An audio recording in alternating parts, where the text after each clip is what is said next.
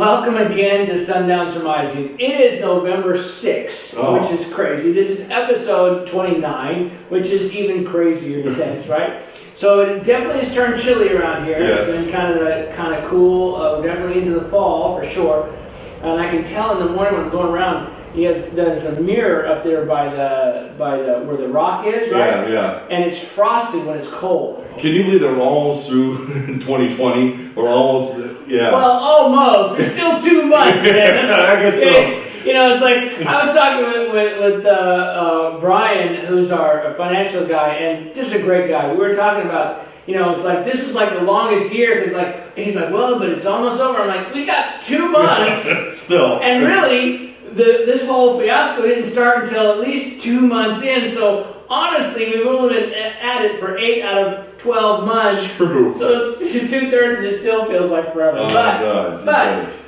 Thanksgiving is coming, yes. and Christmas is coming, so it's a great time of year that's just, God has laid out for us, so. Yeah, there's still so much surrounding us and kind of just impacting us still, and now that, things are, so in some places getting worse again, you kind of feel that again, and that's why this is so important, for us to look past and look at the hope that God has for us. So I'm excited about this week's talking about what we're going to deal with today. All right, awesome. I'm excited to see where we're going, so tell us, where are we going? One of your favorite stories? Yes. So this story is, in fact, I've preached on this before. Okay. You've actually sung a song for me. I'm sure. I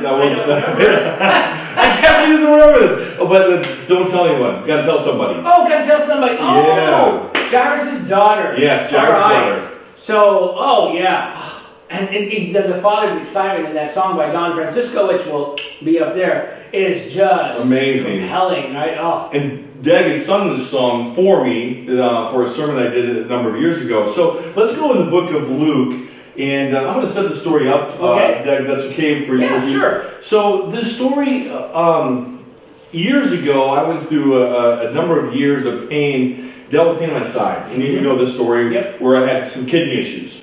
They didn't know what it was for a long time. And so you were sick. I was sick. I was just sick all the time, and long days of being sick, and we kind of like we are right now. You didn't travel places because you didn't know what was going to happen. You didn't know when things were going to come up. Right. And I kind of resonate with and I read this story many times during that, pleading just to touch some cloth of Jesus to get some kind of relief from this experience. And so the story opens up with a woman. Well, Jesus is traveling, and he's going from town to town. And it opens up with a woman who's for 12 years has experienced a struggle, a painful one at that. And an ostracizing one, right? Yes. Outside, this has placed her outside the community of connection, right? So just like we have people now who are in this quarantine and this isolated, and they can't go to church or they can't go wherever they want their normal places, and imagine that for 12 years, right? That's pretty overwhelming. And what's interesting about this story, as opposed to because of uncleanliness and the kind of understanding that in their biblical times, she doesn't have to announce that she's unclean. Right, not like leprosy. Correct. But you almost get the sense everybody knows. Because we all 12 talk. years. It's like, that's the lady. Exactly. We invite her over, but you can't, right? Yeah. So the story opens up with this encounter, and again, we talked about this and kind of laughed about this, but I think that God has some absurd questions, and I think the disciples have to deal with those sometimes. And this one, there's one of those absurd ones that come up in this question is, it's like, who touched me? Yes. So if we could dive into the scripture, and well, we're in chapter 8 of Luke. There are other accounts in Matthew and in Mark. We're going to be in Luke chapter 8, and towards the end of the chapter, I'm reading from King James, and I think the New American Standard, right? Mm-hmm. Yep. And so where do you want me to start? Well, I've got an important part. Okay. So, sorry about that. One of the things, keystones of this, the reason Jesus is traveling, exactly, back up. Everyone. The reason Jesus is traveling is because Jairus, a ruler from the synagogue, has arrived to him. Gotcha. Yes. Okay. Okay, and he said, hey, Jesus, my daughter is sick, and I need you to come. And so Jesus, and in fact, he's kind to the Jews. Right. There were other people, other officials, government officials, who said, Jesus, be nice to this guy. Right. Let's go help him. And so Jesus was on his way traveling for this. Right. Okay. He's headed out. He's headed out. To see this guy, to help this guy out. And so they're in the pathway. So we're going to start at verse 43. Okay. And there was a woman having an issue of blood for 12 years, which we talked about. She had spent all her living with physicians, but nobody could help her. Verse 44. Then she came, she touched Jesus behind him, and touched the border of his garment, and immediately her problem, her issue, stopped. She knew it. Verse 45, and Jesus stops and says, "Who touched me?" When everybody around denied that they had touched him, Peter and those that were with him said, "Master, the multitude is thronging you, and yet you're asking, 'Who touched me?'" And Jesus said, "I know somebody touched me, for I perceive," King James says, "that virtue has gone out." So it wasn't just a regular touch. It's like, yeah, I got everybody touching me, but this is a special touch. Something changed. Different. And it immediately was changed for her too. Now, the keystone part of this that I'm really kind of reflecting on, Dag, is that not the idea of the healing. That's almost paramount. But what I want to focus in on is the father watching this. Now they're traveling along. Right. His daughter's sick. They're probably not going as fast as he wants them to go. If it was me and my daughter, I'd be like, let's go. Do I need to break traffic here? What are we doing? Right? Why are we stopping to ask who's touching? That's, yes, great, okay, all right, bye. Right? Yeah, keep going. And so you think that there's this moment, but as he recognizes, because Jesus stops to wonder who this is. And what I love about the story is twofold, and we're going to get to the second part. But the first one I love that Jesus stopped. Because she was healed. She felt that. She could have gone on. Yep. She could have just been, she was great. She had the faith and she could have been gone. But he stopped, and we talked about this a couple weeks ago, where Jesus asked the man, and says, "Hey, how long has it been like this?" He wants to make that personal connection. And I think that's what we've been trying to pull out all these stories recently. Jesus actually wants that connection. He wasn't offended that he healed her without his permission, right? Correct, yes. He's God of life, so it obviously was with his knowledge. So he knew, right? It's not like he didn't know. But he gives her a chance, and I even thought about it. It really is his way of saying, I want to talk to you. Right. Without, this is almost more amazing. And I hadn't thought about that. You're right. It's like he wants to talk, but Jesus is so... what's the word Professor uses? Self-effacing. That he doesn't say, "Hey, you touched me. I want to talk to you." He doesn't even say, "Hey, you touched me. Right. Can we talk?" He doesn't.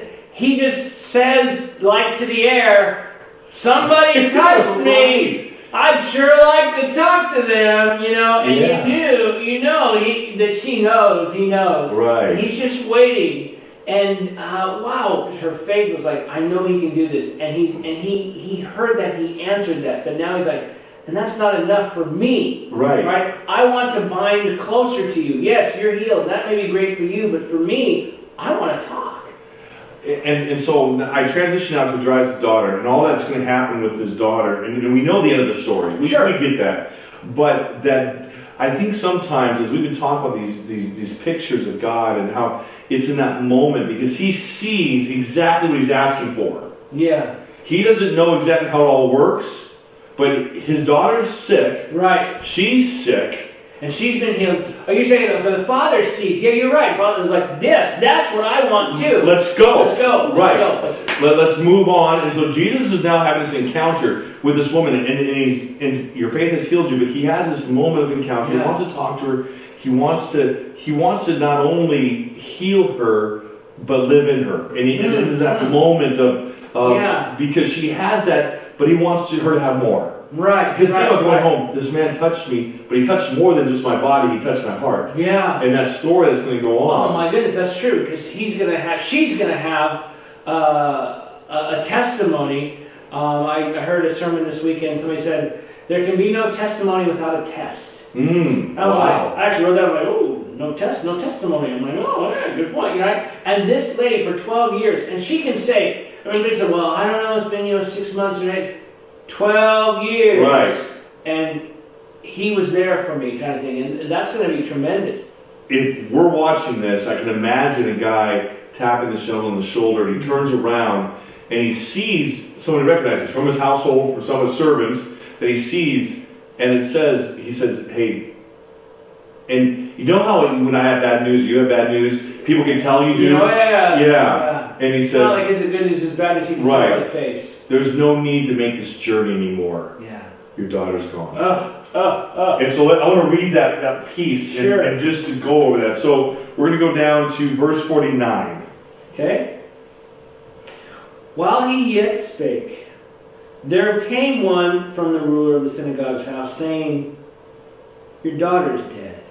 Don't bother the master anymore. Okay, so this is a white space that I want to just clue in for tonight with you and I, and just get your take on this. Being parents ourselves, having seen the ability. Now, remember, we saw sickness. That was our common denominator. Death is a totally different ball game. It seems to us. You're correct. Right. To Jesus, right, we find out. Right. Spoiler alert, in case you don't know the story. To Jesus, it's like, I got this either way, but to us, it seems very, very different. I mean, and in his mind, it's it. It's gone. There is nothing more to do. And the servant voices that to the father, and I just imagine his heart wanting to believe, but just completely sinking. Right. Just completely like, wow.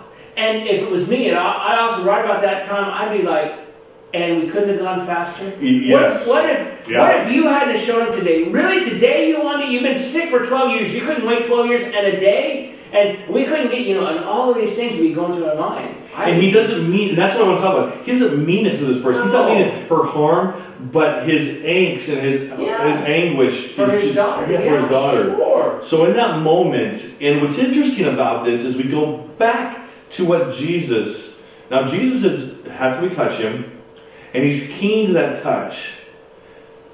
He's also keen to the touch that was on the Father's shoulder. Yes. Yeah. Does that? I mean, it doesn't say it there. No. But can you see it? No, but it's close. Again, you're the white space around the black letters. Because what happens next, the Father doesn't say anything. But verse 50 says, but when Jesus heard it, right? So the Father doesn't even talk. The servant goes, don't bother. It's like a third person. And Jesus is like, I'm still in this conversation. He goes, when Jesus heard it, he answered him, which is fascinating. Yes. Right?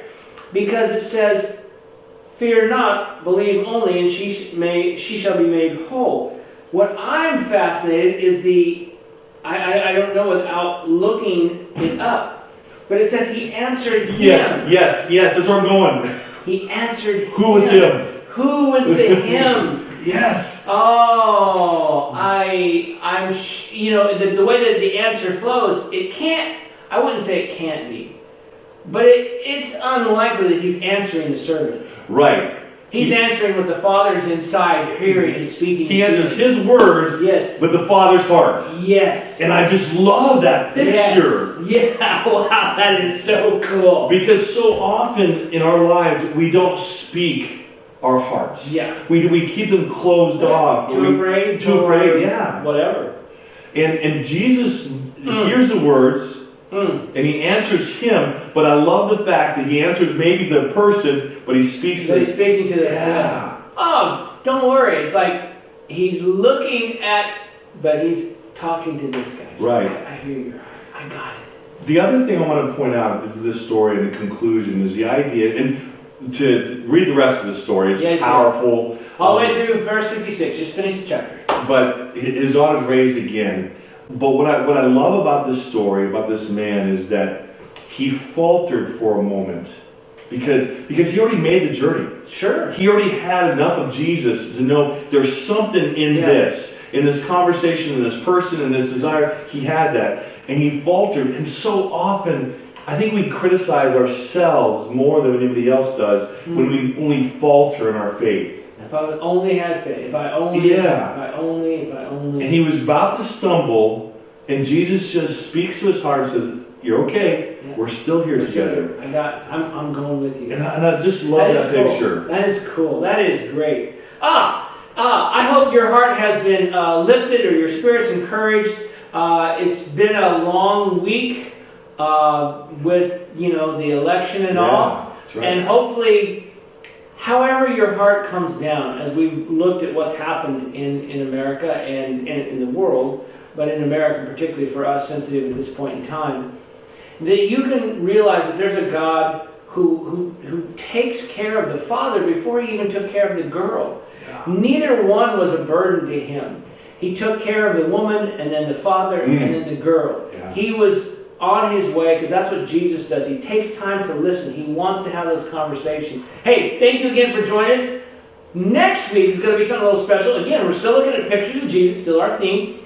But I'm going to teach you, hopefully, a technique that may open up all sorts of things in the Bible, scriptures. Each book has a little secret in it I'm going to show you by what it shows. We're going to look at that next week. That's going to be November 13th. And we will see you then at Sundown Surmisings episode 30. See you guys. Bye.